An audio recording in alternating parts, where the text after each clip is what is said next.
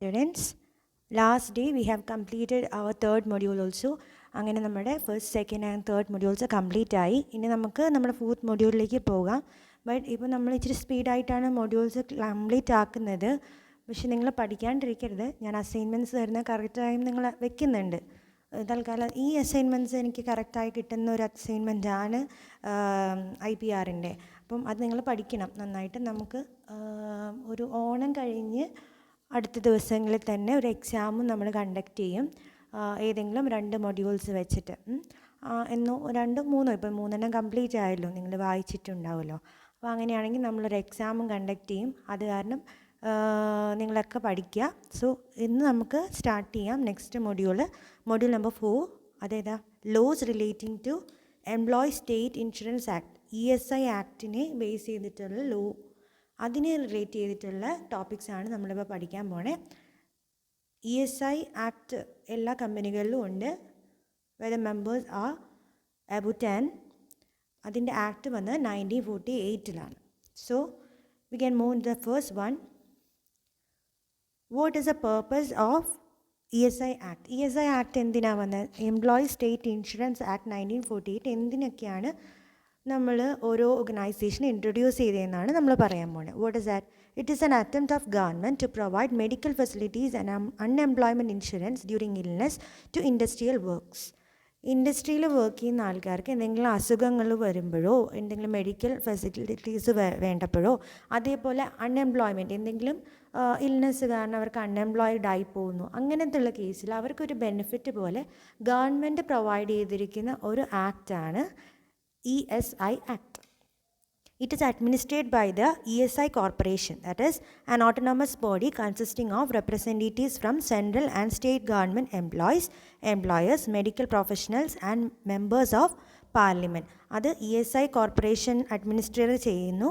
അതിന് ഒരു ഓട്ടോണമസ് ബോഡിയാണ്. അതിൽ പല റെപ്രസെൻറ്റേറ്റീവ്സ് ഉണ്ട്. സെൻട്രൽ ഗവൺമെൻറ്റിൻ്റെ, സ്റ്റേറ്റ് ഗവൺമെൻറ്റിൻ്റെ എംപ്ലോയീസ് ഉണ്ട്, മെഡിക്കൽ പ്രൊഫഷണൽസ് ഉണ്ട്. ESI മെഡിക്കൽ സർവീസ് അല്ലേ കൊടുക്കുന്നത്, അതുകൊണ്ട് മെഡിക്കൽ പ്രൊഫഷണൽസ് ഉണ്ട്, പിന്നെ MPs ഉണ്ട്. അങ്ങനെ ഒരു ഓട്ടോണമസ് ബോഡി ആണ് ESI ആക്ട് ഗവേൺ ചെയ്യുന്നത്. അവരെ ESI കോർപ്പറേഷൻ എന്ന് പറയുന്നു. ഇനി ഈ ESI ആക്ടിൻ്റെ ഒബ്ജക്റ്റ് എന്താണെന്നാണ് നമ്മൾ നോക്കേണ്ടത്. ഈ ESI ആക്ട് വന്നുകൊണ്ട് എന്ത് ഒബ്ജക്റ്റീവ്സ് ഒക്കെയാണ് കിട്ടുന്നത്? What are they? The benefit to employees in case of sickness, employment injury, maternity and for certain other matters. പല കാര്യങ്ങൾക്ക് വേണ്ടി എന്തെങ്കിലും അസുഖം വരുമ്പോൾ, നേരത്തെ പറഞ്ഞതില്ലേ, എന്തെങ്കിലും അസുഖം വരുമ്പോൾ, എംപ്ലോയ്മെൻറ്റ് കാരണം എന്തെങ്കിലും ഇഞ്ചുറി ഉണ്ടാകുന്ന, ഒരു ഫാക്ടറി വർക്ക് ചെയ്യുന്നവർക്ക് എംപ്ലോയ്മെൻറ്റ് കൊണ്ട് പല ഇഞ്ചുറീസ് ഉണ്ടാവാറുണ്ട്. ചിലപ്പോൾ ചിലവർക്ക് കാല് നഷ്ടപ്പെടാം, കൈ നഷ്ടപ്പെടാം, കാഴ്ച നഷ്ടപ്പെടാം. അങ്ങനെയുള്ള കേസിൽ എന്തൊക്കെ റെമഡീസ് അവർക്ക് കിട്ടും, എന്തൊക്കെ ബെനിഫിറ്റ്സ് അവർക്ക് കിട്ടും. അതേപോലെ മെറ്റേണിറ്റി, കുട്ടി ഉണ്ടാകുന്ന ആ മെറ്റേണിറ്റി പീരീഡിന് ലീവ്സ്, അതിനെ ബേസ് ചെയ്തിട്ട് അതിനുള്ള സം ഫിനാൻഷ്യൽ സപ്പോർട്ട്, ഇതെല്ലാമാണ് ESIയുടെ ബെനിഫിറ്റ് വരുന്നത്. Social and economic justice to the labour class of the country. Labour class of the കൺട്രിക്ക് എല്ലാ രീതിയിലുള്ള സപ്പോർട്ട്, സോഷ്യൽ ആൻഡ് എക്കണോമിക് സപ്പോർട്ടും കൂടെ നമ്മൾ ESI ആക്ട് വഴി ഒരു ഫാക്ടറി അല്ലെങ്കിൽ ഇൻഡസ്ട്രി പ്രൊവൈഡ് ചെയ്യുന്നുണ്ട്. Sickness, maternity, disability, medical and funeral benefits are also included. ഈ ആക്ടിൽ സിക്നെസ്സും മെച്യൂരിറ്റിയും എല്ലാം ആഡ് ആയിട്ടുണ്ട്. So these are the major objectives of ESI act. ഇനി നമ്മൾ ഓരോ ESI ആക്ടിനുള്ളിൽ നമ്മൾ പല ഓരോ ഡെഫിനേഷൻസ് കൊടുത്തിട്ടുണ്ട്. ഒരു ഗവൺമെൻറ്റിന് എങ്ങനെയാണ്, ബെനിഫിറ്റ് പീരീഡ് എന്താണ്, കണ്ടെയ്ൻമെൻറ്റ് എന്താണ്, കോൺട്രിബ്യൂഷൻ എന്താണ്, ഇതൊക്കെ ഏതൊക്കെ സെഷൻ, ESI ആക്ടിൽ ഏതൊക്കെ സെഷനിലാണ് ഇതെല്ലാം പെടുന്നത്, ഇത് നമുക്ക് പഠിക്കേണ്ടതാണ്. ഈ സെഷനുള്ളിൽ എന്താ പറഞ്ഞിരിക്കുന്നതെന്നും നമ്മൾ പഠിക്കണം. നേരത്തെ ലോസ് റിലേറ്റിംഗ് ടു ഇൻഡസ്ട്രിയൽ ഡിസ്പ്യൂട്ടിലും ലോസ് റിലേറ്റിംഗ് ടു ഫാക്ടറിയിലും നമ്മൾ കുറേ ടേംസിന് ഡെഫിനേഷൻ പഠിച്ചില്ലേ. അതേപോലെ ആ ടേമിനുള്ളിൽ എന്താ പറഞ്ഞിരിക്കുന്നതെന്ന് പഠിച്ചില്ലേ, സെഷൻ പഠിച്ചില്ലേ. അതേപോലെ തന്നെയാണ് ഈ മൊഡ്യൂളും പോകുന്നത്. അതിൽ നമുക്ക് ഫസ്റ്റ് വൺ ആയിട്ട് നോക്കേണ്ടത് അപ്രോപ്രിയേറ്റ് ഗവൺമെൻറ് എന്നത് എന്താണ് by ESI act. ESI act പറയുന്നത് എന്താണ്? The Section 2(1) of ESI Act says that the central government is the appropriate authority for all the establishment under the control, railway administration or major port or a mine under central government. Central government ഒരു appropriate അതോറിറ്റിയാണ്. എല്ലാ ഗവൺമെൻറ്റിന് കീഴിലുള്ള, ഇപ്പോൾ railway administration ആണെങ്കിലും എന്തെങ്കിലും മൈനിൻ്റെ ആണെങ്കിലും ഇതിൻ്റെയൊക്കെ ഒരു അപ്രോപ്രിയേറ്റ് അതോറിറ്റിയാണ് സെൻട്രൽ ഗവൺമെൻറ് എന്ന് പറയുന്നത്. ഇതല്ലാതെ ബാക്കി പെടുന്ന കുറേ കാര്യങ്ങളില്ലേ, അതെല്ലാം സ്റ്റേറ്റ് ഗവൺമെൻറ്റിൻ്റെ കീഴിലും വരുന്നുണ്ട്. ഇതാണ് സെൻട്രൽ അല്ലെ ഒരു അപ്രോപ്രിയേറ്റ് ഗവൺമെൻറ്റിനെ എങ്ങനെയാണ് ESI ആക്ടിൽ ഡിഫൈൻ ചെയ്തിരിക്കുന്നതെന്നാണ്. ഇനി next one benefit period. Benefit period mention ചെയ്തിരിക്കുന്ന സെഷൻ 2.2-ലാണ്. ഇത് നമ്മളിങ്ങനെ പഠിച്ചാൽ മതി. Session 2.1 appropriate government, session 2.2 is benefit period, session 2.3 confinement, session 2.4 is contribution. അത് അവിടെ എഴുതിയിട്ടില്ല. Session 2 is contribution. ഓക്കെ, അങ്ങനെ ഒരു സീക്വൻസിൽ പഠിക്കുകയാണെങ്കിൽ നിങ്ങൾക്ക് കുറച്ചുകൂടെ ഓർമ്മയായിരിക്കും. ഇനി ബെനിഫിറ്റ് എന്താണ്? Benefit period, it means A period between the 25 and 27 consecutive week or 6 consecutive months corresponding to the contribution period as may be prescribed in the regulation. 25 തൊട്ട് 27 consecutive week അല്ലെങ്കിൽ 6 consecutive വീക്സിനെയാണ് നമ്മൾ ബെനിഫിറ്റ് പീരീഡ് എന്ന് പറയുന്നത്. അതേപോലെ എന്താണ് confinement define ചെയ്തിരിക്കുന്നത്? Confinement is defined as the labour resulting in the issue of A living child or labor after 26 weeks of pregnancy resulting in the issue of child whether alive or dead. ഇപ്പോൾ ഒരു കുട്ടി ഒരു labour case വരുമ്പോൾ 26 weeks of പ്രഗ്നൻസിക്ക് നമ്മൾ leaves ഒക്കെ arrange ചെയ്ത് കൊടുക്കുക, അല്ലെങ്കിൽ അതുമായിട്ട് ബേസ് ചെയ്ത് നമ്മൾ ബെനിഫിറ്റ് കൊടുക്കുക. ആ കുട്ടി മരിച്ചാലും ജീവിച്ചാലും, ഉണ്ടാകുന്ന കുട്ടി മരിക്കുകയാണെങ്കിലും ജീവിക്കുകയാണെങ്കിലും ഇതിനുള്ള ബെനിഫിറ്റ് ആ വർക്കറിന് കിട്ടും. That is 26 week of pregnancy. ആ പീരീഡിനെയാണ് നമ്മൾ കൺഫൈൻമെൻറ്റ് സെഷൻ 2.3 പറഞ്ഞിരിക്കുന്ന confinement. Next one is contribution. എന്താണ് കോൺട്രിബ്യൂഷൻ? കോൺട്രിബ്യൂഷൻ എന്ന് പറഞ്ഞാൽ എന്താ? ഒരു എമൗണ്ട് ആയിരിക്കും. It is mentioned in the section 2.4 contribution പറഞ്ഞിരിക്കുന്നത്. അതിലെന്താ പറഞ്ഞിരിക്കുന്നത്? It is a sum of money payable to the corporation by the principal employer in respect of an employee. Employee ഒരു പേഴ്സൻ്റ് ഇടുന്നതിൻ്റെ കൂടെ അയാളെ അപ്പോയിൻ്റ് ചെയ്ത എംപ്ലോയറും ഒരു പെർസെൻറ്റേജ് ഓഫ് മണി കോർപ്പറേഷന് കൊടുക്കുകയാണ് in respect of the employee. എംപ്ലോയിയുടെ ബിഹാഫിലാണ് നമ്മൾ ഈ എമൗണ്ട് ഇടുന്നത്, എംപ്ലോയർ. അതിനെയാണ് കോൺട്രിബ്യൂഷൻ എന്ന് പറയുക. നമ്മൾ കോൺട്രിബ്യൂഷൻ എന്ന് പറയില്ല, ഇപ്പോൾ ഡൊണേഷൻ, കോൺട്രിബ്യൂഷൻ എന്നൊക്കെ പറയുന്നത് ആ ഒരു എംപ്ലോയിക്ക് വേണ്ടി അയാളുടെ തന്നെ എംപ്ലോയർ മാറ്റി വയ്ക്കുന്ന ഒരു തുകയാണ്. That is contribution. Next one is contribution period. Contribution period session 2.5 അതവിടെ എഴുതിയിട്ടില്ല. സെഷൻ 2.5 കോൺട്രിബ്യൂഷൻ പീരീഡ് പറഞ്ഞിരിക്കുന്നത്. What is contribution period? It is A period being not less than 25 but not exceeding 27 consecutive weeks or 6 consecutive months as may not be prescribed in the role. നേരത്തെ benefit period പറഞ്ഞില്ലേ, it's a period between 25 and 27, same. ഇതിനേക്കാളും കുറവല്ലാത്ത period 25 not exceeding 27 consecutive work weeks or 6 consecutive മന്ത്സിനെയാണ് contribution period എന്ന് പറയുന്നത്. Okay, now next one. ഇപ്പോൾ session 2.5 വരെ കഴിഞ്ഞു. ഇനി സെഷൻ 2.6 ഇറ്റ് ഈസ് കോർപ്പറേഷൻ.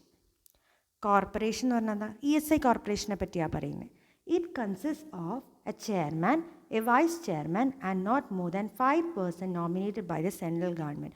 ഒരു ESI ആക്ടിൻ്റെ കോർപ്പറേഷനിൽ ആരൊക്കെയാണ് കൊള്ളുന്നത്? ഒരു ചെയർമാൻ ഉണ്ടാവും, ഒരു വൈസ് ചെയർമാൻ ഉണ്ടാവും, അതേപോലെ ലെസ് ദാൻ 5 അല്ലെങ്കിൽ 5 വരെ ഉള്ള ഒരു members who are selected by the or nominated by the central government. അതാണ് ഒരു കോർപ്പറേഷൻ ബൈ സെഷൻ 2.6. ഇനി നെക്സ്റ്റ് ഡിപ്പെൻഡൻ്റ് ആരാണ്? ഒരു ഡിപ്പെൻഡൻറ്റ് എന്ന ടേമിനെ എങ്ങനെയാണ് ESI ആക്ട് ഡിഫൈൻ ചെയ്തിരിക്കുന്നത്? It means it is in session 2.6A. കോർപ്പറേഷനുള്ളിൽ പെടുന്ന പോലെ വരും. അപ്പോൾ session 2.6A. It means any of the following relatives of the disease insured person. ഒരു ഓർഗനൈസേഷനിൽ വർക്ക് ചെയ്യുന്ന ഒരു ഇൻഷുർഡ് പേഴ്സൺ ഉണ്ടാവുമല്ലോ, അയാളുടെ ഒരു റിലേറ്റീവിനെയാണ് നമ്മൾ ഡിപ്പെൻഡൻ്റ് എന്ന് പറയുന്നത്. അതാരൊക്കെയാവാം? A widow or minor legitimate or adopted son, an unmarried legitimate or adopted daughter or a widowed mother. അതൊരു case. Next, minor brother or unmarried sister or widowed sister or a minor child of a predeceased son, a paternal grandparent if no parent of the insured person is alive, a widow daughter-in-law. ഇങ്ങനെയുള്ള എല്ലാവരെയും നമുക്ക് dependent ആയിട്ടിടാം. എന്ന് വെച്ചാൽ ഇപ്പോൾ ESIയുടെ ഒരു benefit അല്ലേ, ആ benefit കിട്ടേണ്ട ആൾ എന്ന് വെച്ചാൽ നമ്മുടെ ഓർഗനൈസേഷനിലെ എംപ്ലോയി മരിക്കുന്നു. അയാൾ മരിക്കുകയാണെങ്കിൽ അയാളുടെ ആർക്കൊക്കെയാണ് ഇതിൻ്റെ ക്ലെയിം കിട്ടാനുള്ള അധികാരം ഉള്ളതെന്നാണ് ഇവിടെ പറഞ്ഞത്. ആർക്കൊക്കെ? അയാളുടെ ഭാര്യ മരിച്ചു പോയ ആളുടെ ഭാര്യയ്ക്ക്, അല്ലെങ്കിൽ ഒരു അഡോപ്റ്റഡ് സൺ ഉണ്ട്, അല്ലെങ്കിൽ ഒരു മൈനറായിട്ടുള്ള അയാളുടെ തന്നെ ഹെയർ ഉണ്ട്, അയാളുടെ തന്നെ സ്വന്തം ചോരയിലുള്ള ഒരു മോൻ, അതല്ലെങ്കിൽ ഒരു അഡോപ്റ്റഡ് ഡോട്ടർ, അതേപോലെ ഒരു അഡോപ്റ്റഡ് ഡോട്ടർ ആവാം, അതല്ലെങ്കിൽ വിഡോഡ് മദർ ആവാം. പിന്നെ ഒരു മൈനർ ബ്രദർ ഉണ്ടെങ്കിൽ, ഒരു അൺമാരിഡ് സിസ്റ്റർ ഉണ്ടെങ്കിൽ, ഒരു വിഡോഡ് സിസ്റ്റർ ഉണ്ടെങ്കിൽ, അതല്ല അയാൾക്കൊരു മോനുണ്ട്, മൈനർ ചൈൽഡുണ്ട്, അയാളുടെ മോൻ നേരത്തെ മരിച്ചു, അയാൾക്ക് മുമ്പേ മരിച്ചു, അവരുടെ ഒരു മൈനർ ചൈൽഡ് ഉണ്ടെങ്കിൽ അവർ, അതേപോലെ ഒരു പെറ്റേണൽ ഗ്രാൻഡ് പാരൻ്റ് ഉണ്ട്, മരിച്ച ആളുടെ അച്ഛനും അമ്മയും ജീവനോടെ ഇല്ലെങ്കിൽ അയാളുടെ അച്ഛൻ്റെ പാരൻ്റ്, അമ്മയോ അച്ഛനാകാം, അവർക്ക് ഇതിനുള്ള റൈറ്റ് ഉണ്ട്. അതേപോലെ അയാളുടെ ഡോട്ടർ ഇൻ ലോ, അയാളുടെ മോൻ മരിച്ചു പോയെങ്കിൽ മോൻ്റെ ഭാര്യയ്ക്കും. അങ്ങനെ ഇത്രയും ആൾക്കാരാണ് ഡിപ്പെൻഡൻ്റ് എന്ന കേസിൽ ESI ആക്റ്റിൽ പെടുന്നത്. ഓക്കെ, സോ ഇനിയുള്ള ഡെഫിനിഷൻ വരുന്നത് എംപ്ലോയ്മെൻറ്റ് ഇഞ്ചുറി എന്നതുകൊണ്ട് ESI ആക്റ്റിൽ എന്താണ് പറയുന്നത്. നമ്മൾ പറഞ്ഞു എംപ്ലോയ്മെൻറ്റ് ഇഞ്ചുറി ഉണ്ടായാലും അതിനുള്ള റിക്കവറി അല്ലെങ്കിൽ ക്ലെയിമും നമുക്ക് ESI ആക്റ്റിലൂടെ ചോദിക്കാമെന്ന്. അത് എന്തായിരിക്കും എംപ്ലോയ്മെൻറ്റ് ഇഞ്ചുറി എന്ന് പറഞ്ഞാൽ? Section 2(8) says that personal injury to an employee caused by accident or any occupational disease arising out of or in the course of employment, whether the accident occurs or the occupational disease is contracted within or outside the territorial limits of India, is called employment injury. ഒരു personal injury ഒരാൾക്ക് സംഭവിക്കുന്നതാണ്, പക്ഷേ അത് occupational ഡിസീസാണ്. ഇപ്പോൾ asthma, ഇപ്പോൾ ഒരു ആസ്ബറ്റോസിൽ work ചെയ്യുന്ന ഒരാൾക്ക് ആസ്മ ഉണ്ടാകുന്നു, അതല്ലെങ്കിൽ ഒരു മൈൻ ഫാക്ടറിയിലുള്ളവർക്ക് എന്തെങ്കിലും ബ്രീത്തിങ് പ്രോബ്ലംസ് ഉണ്ടാകുന്നു, അതെല്ലാം എംപ്ലോയ്മെൻറ്റ് ഇഞ്ചുറി ആയിട്ട് വരാം. പ്ലസ് ഇത് ചിലപ്പോൾ അപ്പോൾ കാണുന്നുണ്ടാവില്ല, ഭാവിയിലായിരിക്കാം ചിലപ്പോൾ ആ ഡിസീസ് വരുന്നത്. It should be it keeps on inside our body. അങ്ങനെയുള്ള അസുഖങ്ങളും കാരണവും ഉണ്ടാകുന്ന ഇഞ്ചുറീസും എല്ലാം എംപ്ലോയ്മെൻറ്റ് ഇഞ്ചുറീസ് ആയിട്ട് നമുക്ക് പറയാം, which is mentioned in the session 2(8). ഇനി ഒരു എംപ്ലോയിയെ എങ്ങനെയാണ് ഡിഫൈൻ ചെയ്യുന്നത് എന്നുള്ളതാണ് ESI ആക്ടിൽ. അത് പല കാറ്റഗറി ഉണ്ട്. That is your assignment for the day. എന്നുവെച്ചാൽ എംപ്ലോയി എന്ന് പറയുന്നത് സെഷൻ 2(9) പറഞ്ഞിരിക്കുന്നതാണ്. അയാൾക്കൊരു വേജ് കൊടുക്കണമെങ്കിൽ അയാൾ ഈ ആക്ടിനനുസരിച്ച് എന്തൊക്കെയായിരിക്കണം ആവേണ്ടത് എന്നാണ് നമ്മളിവിടെ മെൻഷൻ ചെയ്യാൻ പോകുന്നത്. So that is assignment for today. So now we can define what A factory is under the ESI act. Factory define ചെയ്തിരിക്കുന്ന ESI ആക്ടിലെ സെഷൻ 2(12) ആണ് പറഞ്ഞിരിക്കുന്നത്. എന്താ ആ സെഷനിൽ പറഞ്ഞ്? Under this act, factory means any premises including presence thereof whereon 20 or more persons are employed and where employed of wages on any day of the preceding 12 months and in any part of which a manufacturing process is being carried out with the aid of power or is ordinarily so carried on but does not include a mine as per the Mine Act 1952 or a railway running shed. Factory act എന്ന് പറയുന്നത് factory ആക്ടല്ല, ഫാക്ടറിനെ എങ്ങനെയാണ് ESI ആക്ടിൽ define ചെയ്തിരിക്കുന്നതെന്നാണ് ഇനി പറഞ്ഞത്. 20% അല്ലെങ്കിൽ അതിൽ കൂടുതൽ ആൾക്കാർ എംപ്ലോയിഡായി ആ കമ്പനിയിൽ നിന്ന് കഴിഞ്ഞ 12 മാസത്തോളം അവർക്ക് സാലറി കിട്ടിയിട്ടുണ്ടെങ്കിൽ അതൊരു manufacturing process carried on under aid of power ആണെങ്കിൽ അതിനെ നമുക്ക് ഫാക്ടറി എന്ന് പറയാം. പക്ഷേ അതൊരിക്കലും ഒരു മൈൻസിനെയോ അതേപോലെ റെയിൽവേ റണ്ണിങ് ഷെഡ്സോ ഇൻക്ലൂഡഡ് ആവരുത്. റെയിൽവേ റണ്ണിങ് ഷെഡ്സിനെയോ അല്ലെങ്കിൽ മൈൻസ് ഉള്ള ഏരിയയോ നമുക്ക് ഫാക്ടറി എന്ന് പറയാൻ പറ്റത്തില്ല. So this is what is defined as factory in the session 2(12) of ESI act. So നമ്മൾ കുറച്ച് കാര്യങ്ങൾ നോക്കി. അപ്രോപ്രിയേറ്റ് ഗവൺമെൻറ് എന്നാണ്, benefit period, confinement, contribution period, corporation, dependent, employment injury, employee, factory. അതിൽ എംപ്ലോയി എന്നുള്ളത് നിങ്ങൾക്ക് ഞാൻ അസൈൻമെൻ്റ് ആയിട്ട് തന്നിട്ടുണ്ട്. ഓക്കെ, എംപ്ലോയി എങ്ങനെ ഡിഫൈൻ ചെയ്യുന്നു. ഇനി നമ്മൾ ഒരു ഇൻഷുറബിൾ എംപ്ലോയ്മെൻറ്റ് എന്താണ് എന്നാണ് നോക്കുന്നത്. Session 2(13)(a). ഈ സെഷൻസ് എല്ലാം നിങ്ങൾ പഠിക്കണം. അത് എന്തെങ്കിലും ചാൻസിൽ സെഷൻ വെച്ച് ചോദിച്ചാൽ നിങ്ങൾക്ക് എഴുതാൻ അറിയണം. Okay, insurable employment by section 2(13)(a) mention an employment in factory for which this act is applicable. ഏത് എംപ്ലോയ്മെൻറ്റും ഈ ആക്ട് ആപ്ലിക്കബിൾ ആവുന്ന ഏത് എംപ്ലോയ്മെൻറ്റിനും നമുക്ക് ഇൻഷുറബിൾ എംപ്ലോയ്മെൻറ്റ് എന്ന് പറയാമെന്നാണ് സെഷൻ 2(13)(a) പറയുന്നത്. ഇനി who is N insured person? Session 14A says that a person who is or was an employee in respect of whom contribution are or were payable under this act and who is by reason thereof entitled to any of the benefit provided under this act. ഈ ആക്ടിൻ്റെ കീഴിലുള്ള നേരത്തെ പറഞ്ഞ കുറേ ബെനിഫിറ്റുകളില്ലേ, ആ ബെനിഫിറ്റുകൾ derive ചെയ്തുകൊണ്ടിരിക്കുന്ന ഒരാളോ അതോ പണ്ട് ചെയ്തുകൊണ്ടിരുന്ന ഒരാളോ, ചിലപ്പം ഇപ്പോൾ അയാൾ ഉണ്ടാവില്ല, അല്ലെങ്കിൽ അയാൾ ആ കമ്പനി വിട്ട് പോയി കാണും, ആ ഫാക്ടറി വിട്ട് പോയി കാണും. ബട്ട് ഹൂ ഹാവ് ഒരിക്കൽ അയാൾ അതിൻ്റെ എൻജോയ് ചെയ്തിട്ടുണ്ട്, ഈ ബെനിഫിറ്റ്സ് ഒക്കെ എൻജോയ് ചെയ്തിട്ടുണ്ടെങ്കിൽ, അല്ലെങ്കിൽ അയാൾ മരിച്ചു പോയാലും അയാളുടെ ഇൻഷുർഡ് പേഴ്സൺസിന് കിട്ടത്തില്ലേ, അങ്ങനെയുള്ള ആരെയും നമുക്ക് ഇൻഷുർഡ് പേഴ്സൺ എന്ന് പറയാം. ഈ ആക്ടിൻ്റെ കീഴിൽ എന്തെങ്കിലും ബെനിഫിറ്റിന് അർഹരായവരെയാണ് നമ്മൾ ഇൻഷുർഡ് പേഴ്സൺ എന്ന് പറയുന്നത്. Okay, now the principal employer, ഇതുവരെ നമ്മൾ ഇൻഷുർഡ് പേഴ്സൺ ഒക്കെ പറഞ്ഞു. ഇനി who is A principal employer? By the section 217, it is mentioned that the owner or occupier of the factory, including the factory manager, is the principal employer. Factory manager അടക്കമുള്ള ഏത് occupier ആണെങ്കിലും he is called the principal employer. Any person responsible for the supervision and control of the undertaking. ആ undertaking അല്ലെങ്കിൽ ഫാക്ടറിയുടെ utmost പൊസിഷനിലുള്ള ആൾ, supervise ചെയ്യുന്ന അല്ലെങ്കിൽ control ചെയ്യുന്ന ആ ആളെയാണ് നമ്മൾ പ്രിൻസിപ്പൽ എംപ്ലോയർ എന്ന് പറയുന്നത്. These are some of the major definition given under the act ESI. ESI ആക്ടിലെ കുറച്ച് ഡെഫിനിഷൻസ് ആണ് നമ്മൾ പറഞ്ഞത്. ഇതിനകത്ത് എംപ്ലോയി എന്നുള്ളത് നിങ്ങളുടെ അസൈൻമെൻറ്റ്. ഓക്കെ, സോ നൗ ഇപ്പോൾ നമ്മൾ കുറച്ച് ഡെഫിനിഷൻസ് നോക്കി. ഇനി നമ്മൾ ഇതിൻ്റെ ആപ്ലിക്കബിലിറ്റി എന്ത്, അതേപോലെ ഇതിൽ ആരൊക്കെയാണ് മെമ്പേഴ്സ് ഉള്ളത്, അവരുടെ പവേഴ്സ് എന്ത്, ഇതൊക്കെയാണ് ഇനി ഡിസ്കസ് ചെയ്യുന്നത്. So first of all we can go into the applicability of the act. What is the applicability of the act? It is applicable in all factories including government factories. എല്ലാ ഫാക്ടറികളിലും ഉണ്ട്, including some of the government factories too. But ഈ എല്ലാ factories എന്ന് പറയുമ്പോൾ തന്നെ അതിൽ കുറച്ച് ഫാക്ടറീസിനെ നമുക്ക് അവോയ്ഡ് ചെയ്തേ പറ്റുള്ളൂ. വിച്ചാതെ സീസണൽ ഫാക്ടറീസിൽ പറ്റില്ല. ഇടയ്ക്കിടയ്ക്ക് വരുന്ന ഫാക്ടറീസ്, നമ്മൾ ഫാക്ടറീസിൽ സീസണൽ ഫാക്ടറി മെൻഷൻ ചെയ്തില്ലെന്ന് തോന്നുന്നല്ലേ.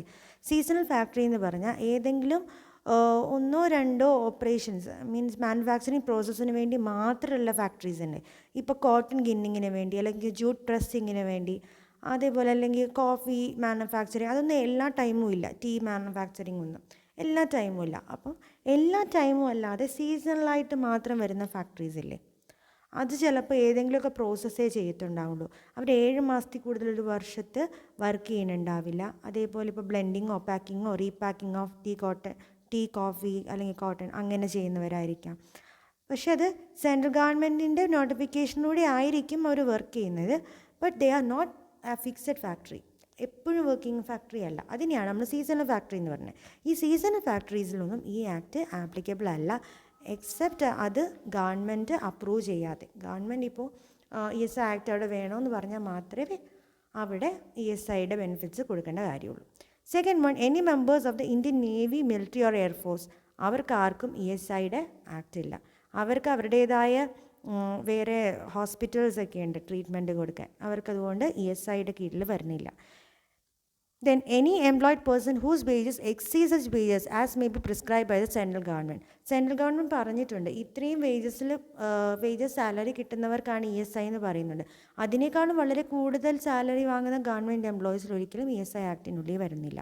Then factories working in the aid of power wherein less than 10% are employed. 10 ആൾക്കാരിലും കുറവ് വർക്ക് ചെയ്യുന്ന ഒരു കമ്പനിയിലോ ഒരു ഫാക്ടറിയിലോ ESI ആക്ട് ആവശ്യമില്ല, പവറിൽ വർക്ക് ചെയ്താലും.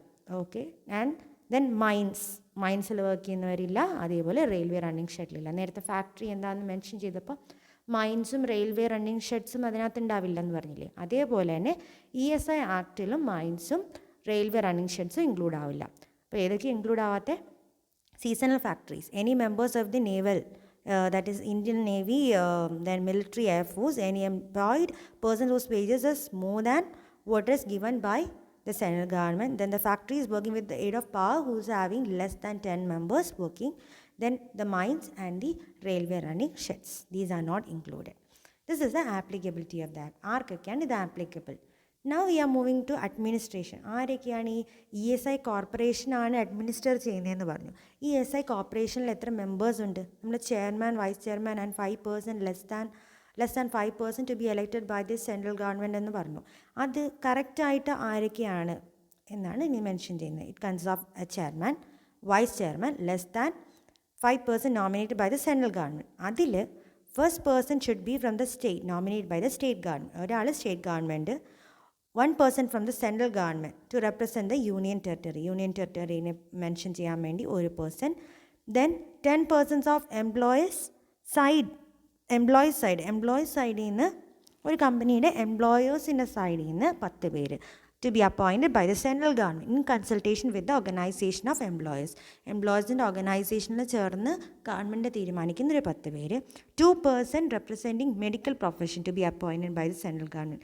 ഇത് ESI അല്ലേ, മെഡിക്കൽ സർവീസസ് അല്ലേ പ്രൊവൈഡ് ചെയ്യുന്നത്. 2 representatives from the medical profession, 3 members of parliament, whom 2 shall be the members of Lok Sabha and 1 from the Rajya Sabha, and the Director General of the corporation, who is the ex officio ആയിട്ടുള്ളൊരു director ജനറലും കോർപ്പറേഷന്. അപ്പോൾ ആരൊക്കെയാണ്? Chairman, vice chairman, not less than 5% nominated by the central government, 1 representative from 1 the state selected by the state government, 1 from the central government to represent the union territory, and 10% from the side of employers, and 2% from the medical, and 3 from the parliament, 2 from Lok Sabha and 1 from Rajya Sabha, and the Director General of the corporation, who is an ex officio.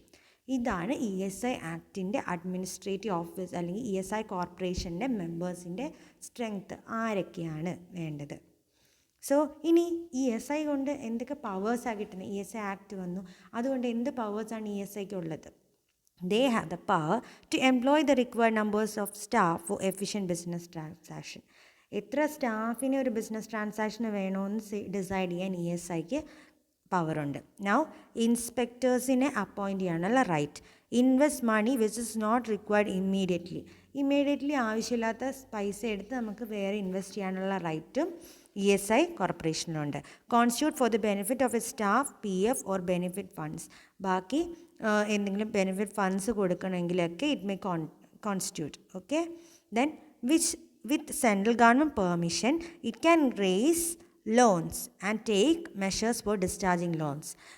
Central ഗവൺമെൻറ്റുമായിട്ട് ചേർന്ന് അല്ലെങ്കിൽ അവരുടെ ഒരു permission വാങ്ങിയിട്ട് ESI ആക്ടിൽ loans raise ചെയ്യാം. അതേപോലെ they can give loans to the employees. Acquire, hold or sell or otherwise transfer any movable or immovable property. ഒരു movable അല്ലെങ്കിൽ ഇമ്മൂവബിൾ പ്രോപ്പർട്ടീനെ അക്വയർ ചെയ്യാനോ കയ്യിൽ വയ്ക്കാനോ വിൽക്കാനോ ഉള്ള അധികാരവും ESI കോർപ്പറേഷനുണ്ട്. It is also very important. What are the powers? എന്തൊക്കെ പവേഴ്സാണ് അവർക്കുള്ളത്, എന്തൊക്കെ അധികാരങ്ങളാണ് അവർക്കുള്ളത്? സ്റ്റാഫിനെ വെക്കാൻ, ഇൻസ്പെക്ടേഴ്സിനെ വെക്കാൻ, അതേപോലെ ഇപ്പോൾ ആവശ്യമില്ലാത്ത പൈസ വേറെ എവിടെയെങ്കിലും യൂസ് ചെയ്യാൻ വേണ്ടിയിട്ട്. Similarly four the benefit of the PF, then with the permission of the government, central government, they can raise loans and also take measures for discharging these loans. Then acquire, hold or sell immovable and movable property. These are the major powers of the ESI. ഇനി ഇവരുടെ duties എന്താ? ഒരു corporation കുറച്ച് duties ഉണ്ടാവും. What are the duties? Make budget for anticipated receipt and expenditure. നമുക്ക് ഒരു ഊഹമുണ്ട് നമുക്ക് എത്ര എക്സ്പെൻഡിച്ചർ വരും, ESIയുടെ ചിലവ് എത്രത്തോളം വരും, അതിലേക്ക് എത്രത്തോളം കോൺട്രിബ്യൂഷനാണ് കിട്ടുന്ന ഒരു എംപ്ലോയീസിൻ്റെയും എത്ര കോൺട്രിബ്യൂഷനാണ് കിട്ടുന്നതെന്നും നമുക്കൊരു ഐഡിയ ഉണ്ടാവും. ഇതിനെ പറ്റിയിട്ട് നമുക്ക് ബഡ്ജറ്റ് ഉണ്ടാക്കാൻ പറ്റും. Then maintain correct amount of its income and expenditure. എക്സ്പെൻഡിച്ചറിൻ്റെ ഒരു കറക്റ്റ് അക്കൗണ്ട് നമുക്ക് മെയിൻറ്റെയിൻ ചെയ്യാൻ പറ്റും. Account shall also be audited. ഈ കോർപ്പറേഷൻ്റെ റൈറ്റാണ് ഈ അക്കൗണ്ട് ഓഡിറ്റ് ചെയ്യുക. It should be correct always. Clear and transparent ആയിരിക്കണം accounts of a ESI. So it should be done by the corporation. ഇതെല്ലാം ചെയ്യേണ്ട കാര്യങ്ങളാണ്, ഡ്യൂട്ടീസാണ്. Then submit annual report on work and activities to central government. Central government ഇവരുടെ activities എന്താണ്, ഇവർക്ക് എന്തൊക്കെ വർക്കാണ് ഉണ്ടായിരുന്നതെന്ന് മെൻഷൻ ചെയ്യണം. With an interval of 5 years, valuation of its asset and liability will be done as per the direction of the central government by a valuer. ഒരു 5 വർഷത്തെ ഇൻ്റർവെല്ലിൽ ഇവരുടെ അസറ്റിനെ ലയബിലിറ്റിയൊക്കെ വാല്യൂ ചെയ്യാനുള്ള ഒരു പവറും അല്ലെങ്കിൽ അവരുടെ ഡ്യൂട്ടിയും ESIക്കാണ്. Then annual report and audit report along with the budget adopted by the corporation. Annual റിപ്പോർട്ടിങ്ങും അതുപോലെ ഓഡിറ്റ് ചെയ്യുന്നില്ലേ അതിൻ്റെ റിപ്പോർട്ടും സെൻട്രൽ ഗവൺമെൻറ്റിന് കൊടുക്കാനുള്ളത് ഇവരുടെ ഡ്യൂട്ടീസാണ്.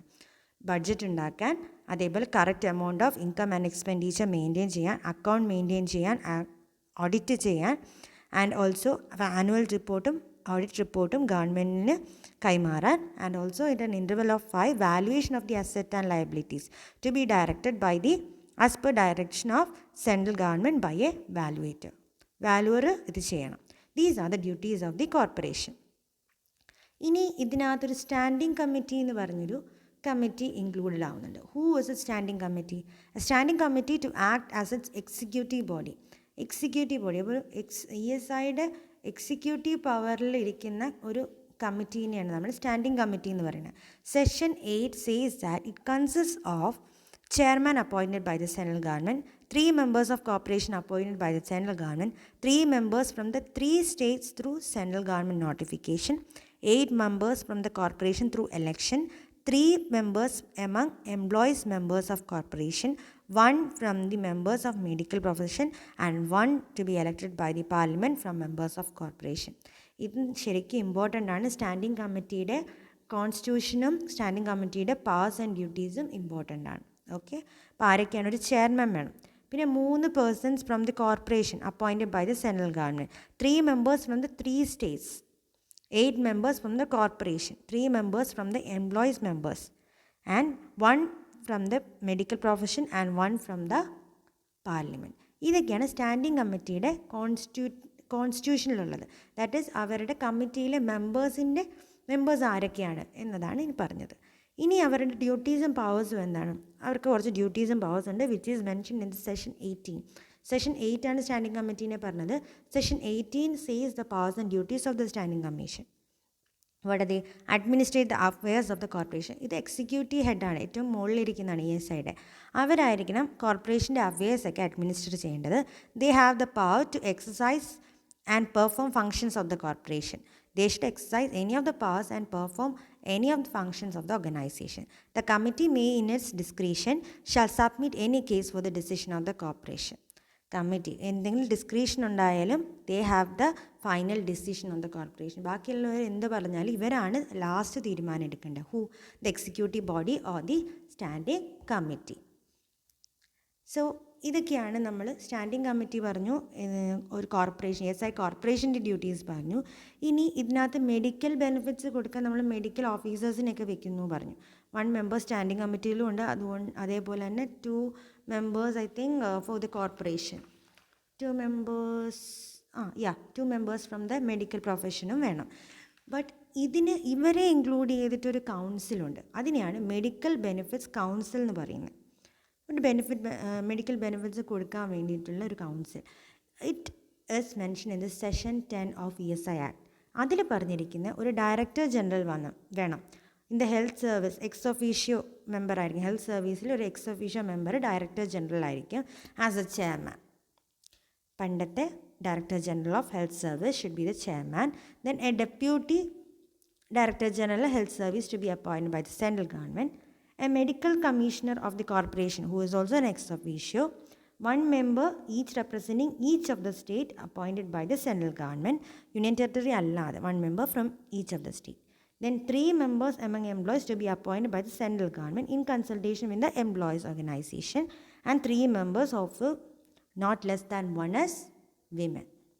3 members ആവാം മെഡിക്കൽ പ്രൊഫഷനിലുള്ളത്. മെഡിക്കൽ പ്രൊഫഷനിലുള്ള 3 members, അതിൽ ഒരു ആളെങ്കിലും വിമനും ആയിരിക്കണം. These are the council consisting. നമ്മുടെ മെഡിക്കൽ ബെനിഫിറ്റ് കൗൺസിലുണ്ടാവുന്ന ആൾക്കാർ. ഒരു ഡയറക്ടർ ജനറൽ ഹെൽത്ത് സർവീസിൻ്റെ ex officio should be the chairman. Then a deputy director general to be appointed by the central government. A medical commissioner, 1 member from each state appointed by the state government. Then 3 members to be appointed by the central government in consultation with the employees organization, and 3 members from the medical field, medical profession, of which 1 should be a woman. These are the കൗൺസിലുള്ളത്. ഇവർക്കും കുറച്ച് duties and powers ഉണ്ട്. ആർക്ക്? Medical benefit council. What are they? They gives advices to the corporation. കോർപ്പറേഷനിലാണ് decisions എടുക്കുന്നത്, അല്ലെങ്കിൽ standing കമ്മിറ്റിയാണ് decision എടുക്കുന്നത്. ബട്ട് ഇതിനുള്ള അഡ്വൈസ് കൊടുക്കാനുള്ള റൈറ്റ് മെഡിക്കൽ ബെനിഫിറ്റ് കൗൺസിലാണ്. They give advices to the corporation and also standing committee on administration of the medical benefit and other connected matters. Medical ബെനിഫിറ്റ്സിനെ പറ്റിയിട്ടുള്ള കാര്യങ്ങളൊക്കെ പറഞ്ഞു കൊടുക്കാൻ മെഡിക്കൽ ബെനിഫിറ്റ്സ് കൗൺസിലായിരിക്കും best they will be giving advices. Then it has the powers and duties of investigation in connection with the complaints, if any, against medical treatment and attendance. എന്തെങ്കിലും medical ട്രീറ്റ്മെൻറ്റിൽ എന്തെങ്കിലും പ്രശ്നങ്ങളോ അല്ലെങ്കിൽ അത് മര്യാദയ്ക്കല്ല നമ്മൾ ഹാൻഡിൽ ചെയ്തിരിക്കുന്നതെങ്കിൽ അതിനെ പറ്റിയിട്ടുള്ള investigation നടത്താനുള്ള പവേഴ്സ് ആൻഡ് ഡ്യൂട്ടീസും മെഡിക്കൽ ബെനിഫിറ്റ് കൗൺസിലാണ്. ഏതെങ്കിലും ഒരു ഡോക്ടർ നല്ല സർവീസ് അല്ല കൊടുത്ത് അല്ലെങ്കിൽ വേണ്ട രീതിയിൽ സർവീസ് കൊടുത്തിട്ടില്ലെങ്കിലൊക്കെ അത് ഇൻവെസ്റ്റിഗേറ്റ് ചെയ്യുന്നത് മെഡിക്കൽ ബെനിഫിറ്റ് കൗൺസിലാണ്. It shall perform other duties about medical treatment as may be specified in the regulations. എന്തെങ്കിലും other duties related to medical treatments ഉണ്ടെങ്കിലും അതെല്ലാം ചെയ്യേണ്ടത് അല്ലെങ്കിൽ അതിനെ പറ്റിയിട്ടെല്ലാം ശ്രദ്ധിക്കേണ്ടത് മെഡിക്കൽ ബെനിഫിറ്റ് കൗൺസിലാണ്. So these are the major topics. Starting portion നമ്മളൊരു ഇൻട്രൊഡക്ഷൻ മാത്രമാണ് പോയിരിക്കുന്നത്. ഈ ആക്ട് എന്താണ്, ഈ ആക്റ്റിൽ പറഞ്ഞിരിക്കുന്ന ഓരോ ടേംസ് എന്താണ്, അതാണ് നമ്മൾ ഡെഫിനിഷനായിട്ട് എംപ്ലോയി എന്ത്, ഫാക്ടറി എന്ത്, ഇൻഷുർഡ് പേഴ്സൺ എന്ത്, എംപ്ലോയ്മെൻറ്റ് ഇഞ്ചുറി, ലൈക്ക് ദാറ്റ് നമ്മൾ ആ ടേംസൊക്കെ നമ്മൾ നോക്കി. Then what is the applicability of the act, who are the members of the ESI corporation, what is the standing committee, who are the members of standing committee, and what are the functions of corporation and also standing committee. And last we have discussed what is medical benefit council and what is the composition and also the powers and duties of medical benefit council. ഇത്രയും പോർഷൻസാണ് നമ്മൾ ഇന്നത്തെ module 4-ൽ നമ്മൾ complete ചെയ്തിരിക്കുന്നത്. Almost ഇനിയും ഒരു 1-2 lectures, I think in 1 lecture we can finish this module 2. നമ്മളുടെ ഇനിയുള്ള modules 5th മൊഡ്യൂളും അത്രയും വലുതല്ല, ബട്ട് ഇതിനേക്കാളും കുറച്ചുകൂടെ ലെങ്തി ആയിരിക്കും. That is about the consumer പ്രൊട്ടക്ഷനാണ് നമ്മുടെ 5th മൊഡ്യൂൾ വരുന്നത്. അതും കൂടെ കഴിഞ്ഞ് നമ്മുടെ പോർഷൻ ഓൾമോസ്റ്റ് എൻഡ് ആവും. അതുകൊണ്ട് ഈ സബ്ജക്റ്റ് നിങ്ങൾ നേരത്തെ പഠിച്ചു വയ്ക്കുകയാണെങ്കിൽ ഇനി എക്സാം വരുമ്പോഴേക്കും വലിയ ബുദ്ധിമുട്ടുണ്ടാവില്ല. ഇതൊരു ഫ്ലോയിൽ അങ്ങ് പോവല്ലേ. Okay, so for today I have given an assignment also for writing about the employee defined under ESI Act. Okay, so just we can end this lecture for the day, and thank you. If you have any doubts, do message me.